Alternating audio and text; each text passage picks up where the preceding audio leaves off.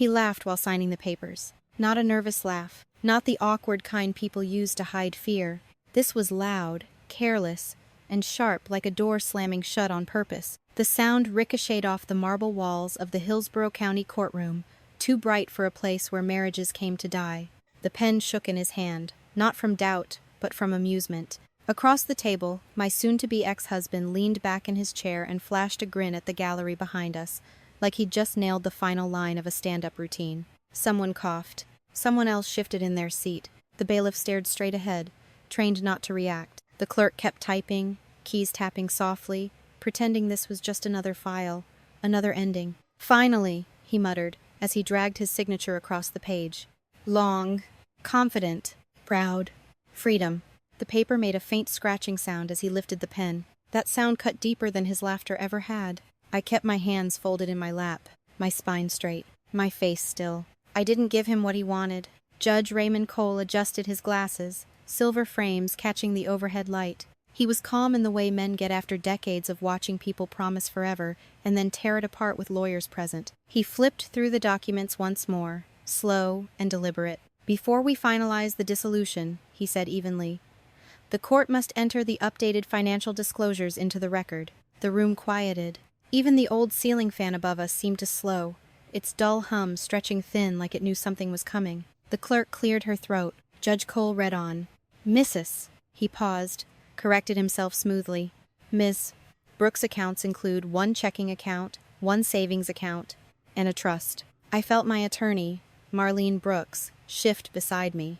Not surprise, readiness. The judge's eyes moved across the page. Then he stopped. He looked up at me, then back down, then up again, slower this time, like he wanted to make sure the words hadn't rearranged themselves. "Counsel," he said, addressing both attorneys. "Do you see this figure?" "Miss..."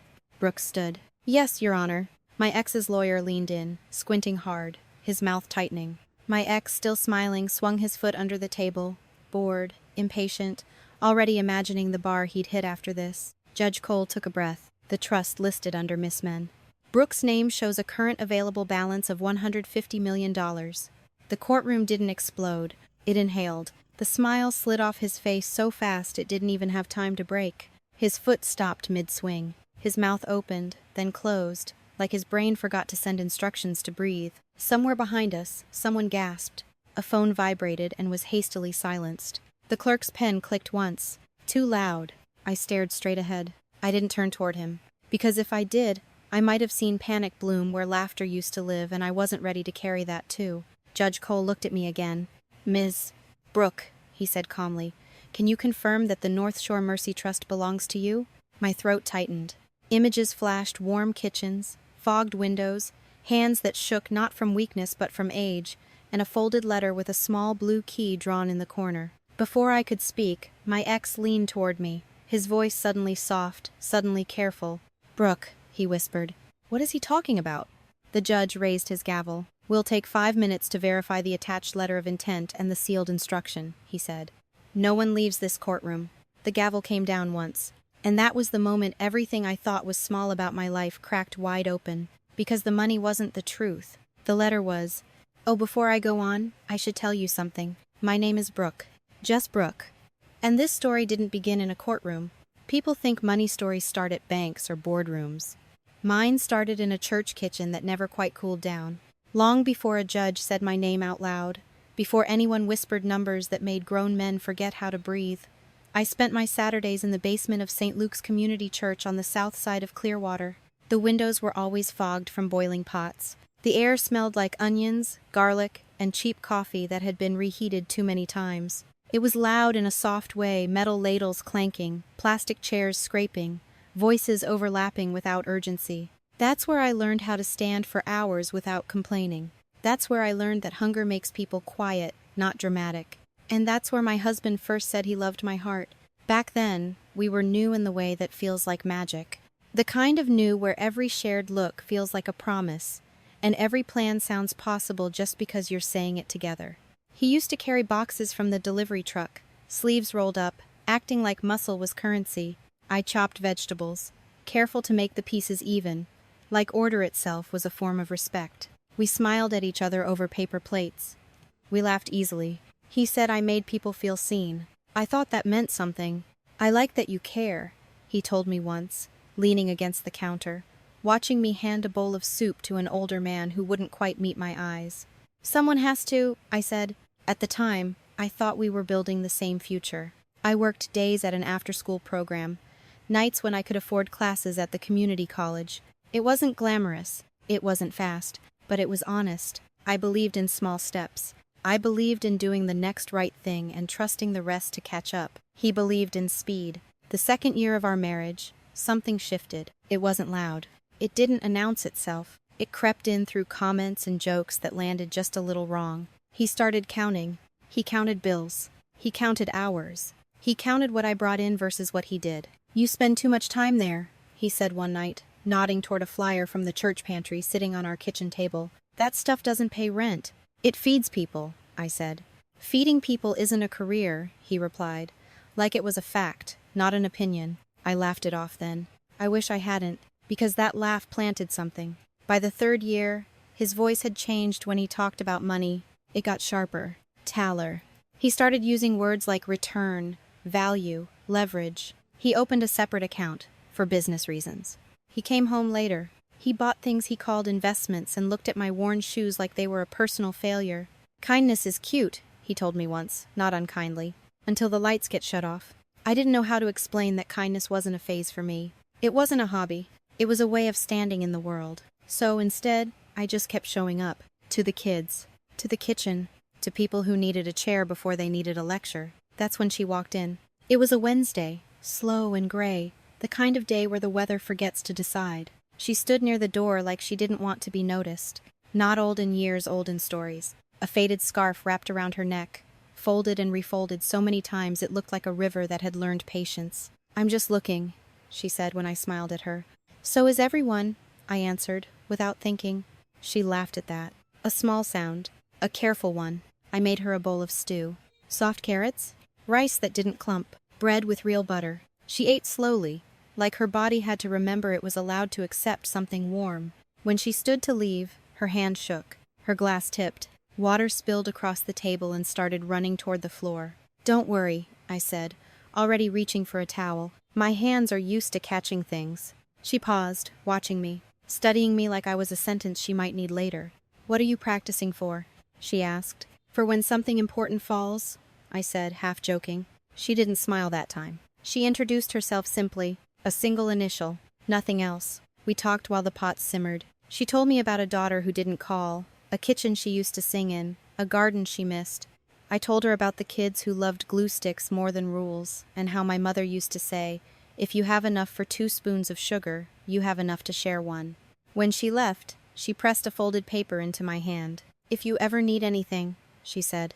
There was a phone number, and a small drawing of a key in blue ink. "I won't ask," I told her quickly, "but thank you." She looked at me for a long moment. "Sometimes," she said softly, "the door knocks on you." Then she was gone. I tucked the paper away and went back to stirring soup. I didn't know it yet, but that was the first time my life quietly changed direction. After that Wednesday, she started coming every week. Always at the slow hour, that quiet stretch between the after-school rush and dinner, when the room felt like it was holding its breath. I kept a stool for her by the window without thinking about it. She never asked for it. She just smiled when she saw it, like we were keeping a secret together. She asked questions that didn't sound like questions at first. What would you do if you had more time? What would you build if no one laughed at you? What would you keep if everything else fell away? I answered honestly. I always did. I told her I wanted to build something small but steady. A place where kindness wasn't an afterthought. A place where people didn't have to explain their pain before being offered help. "You already are," she said once. "You just don't see it because you're standing inside it." At home, my marriage was shrinking. Not collapsing. Shrinking. That's worse. Collapse is loud. Shrinking happens quietly, while you're still pretending you're fine. My husband stopped asking about my day. He stopped pretending to listen. He started laughing at the wrong moments when I suggested budgeting, when I mentioned counseling, when I said we should talk like we were on the same side. One night, tired and careless, he said, "Sometimes I feel like I'm married to a charity." That word stayed with me, not because it hurt, but because it explained everything. I didn't argue. I didn't cry. I just felt something settle into place, like a picture frame finally straightened. A few weeks later, she handed me an envelope. "For you," she said, tapping it twice, like a habit she'd practiced. Inside was a handwritten note and a card from a private bank I'd never heard of. The note said, "Mercy is not a favor. It is a map. Use it well." Her initial at the bottom. I tried to give it back. "I can't," I said. "We're fine." She looked at me the way people do when they know you're lying to yourself, not them. "What is fine?" she asked gently, a word people use when they're drowning quietly. She closed my fingers around the card. "It's not a gift," she said. "It's a key to a room you already own." I didn't use it. Not then. I tucked the card into the back of my drawer, beneath old t-shirts and the book I was too tired to finish at night. I kept going to the kitchen. Kept riding the bus to work. Kept trying to stitch my marriage together with thread that snapped the moment it was pulled. Then the laughter got louder. When I finally walked into the bank, it wasn't dramatic. No music. No thunder. Just a lobby that echoed your footsteps back at you and made you decide whether you liked the sound of yourself. "My name is Brooke," I said at the desk. I was told to ask for a beginning. The woman blinked. Then her expression changed. And that was when I learned what it feels like for a door to open without being pushed. The trust was real. The number was real. But more than that, the responsibility was real. It wasn't money meant to sit. It was money meant to move, to build, to protect. I took classes. I asked stupid questions. I learned words no one had ever expected me to need. And I kept it quiet, not to hide, to protect. When my husband suggested divorce, he said it lightly, like it was overdue housekeeping. "You'll land on your feet," he told me. "You always do." I almost told him the truth. Almost, but some things need time to learn how to stand before they're asked to walk. So we went to court, and he laughed. By the time the judge called us back to order, the courtroom felt smaller. Not because the walls had moved, but because the air had thickened. 5 minutes passed the way storms do, quiet on the surface, violent underneath. No one spoke. No one shifted. Even my ex stopped pretending to be relaxed. He kept glancing at me now. Not with laughter, with calculation.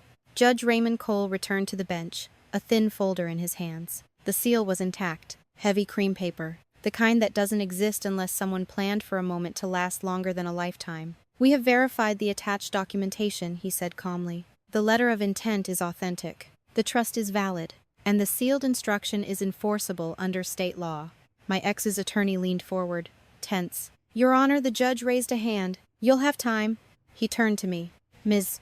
Brooke," he said, "the court requires your consent to enter the sealed instruction into the record." My ex reached for my sleeve. "Brooke," he whispered urgently, voice shaking now. "Whatever this is, we can fix this. We don't need to do this." I looked at him for the first time that day. Really looked. The confidence was gone. The laughter had evaporated. What sat in its place wasn't remorse. It was fear. Fear of losing control. Fear of being seen clearly for the first time. I thought of the church kitchen. The steam. The hands that shook but still served food. I thought of a folded note and a blue ink key. I thought of a woman who never raised her voice but never wasted a word. "Yes," I said.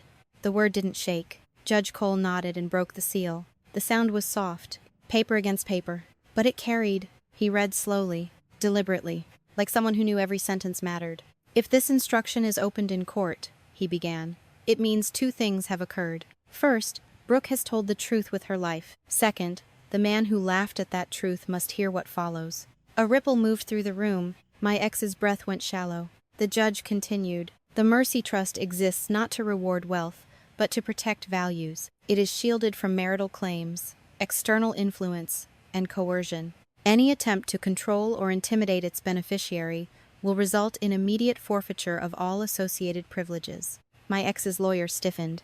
The judge didn't look up. Furthermore, he read, "This trust was structured with foresight. Should Brooke ever be diminished, mocked, or treated as lesser for choosing compassion over profit, the trust is authorized to act independently, expanding its protections and disclosures as necessary." The room leaned forward. The judge turned the page. As of the last quarter, he read and paused. He blinked once, then looked up. "The court notes," he said carefully, "that the Mercy Trust is not static." My ex gripped the edge of the table. "It is," the judge continued, "actively invested in long-term philanthropic and community development initiatives. As of the most recent valuation, total controlled assets exceed." My ex collapsed. Not dramatically, not with a shout. His knees buckled. The chair scraped. He hit the floor hard, the sound echoing off the walls like punctuation at the end of a sentence he'd never expected to read. Gasps filled the room. The bailiff rushed forward. Someone called for medical assistance. The judge stood, gavel raised but not struck. I didn't move. I didn't rush to him. Not because I hated him, but because I finally understood that mercy does not mean erasing consequences. Paramedics arrived quickly, efficient, professional. As they lifted him onto a stretcher, his eyes fluttered open for a moment. He looked at me like he wanted to speak. I held his gaze, and for the first time, he looked away. Judge Cole adjourned the session until the following morning. But the truth had already done its work. That night, I sat alone in my apartment. The silence felt different now. Not empty. Earned. I didn't celebrate. I didn't cry. I made tea. I sat at the table where we used to argue about money and listened to the kettle cool. Kindness had not saved my marriage, but it had saved me. The next morning, the courtroom was packed. My ex returned, pale and quiet. He didn't look at me.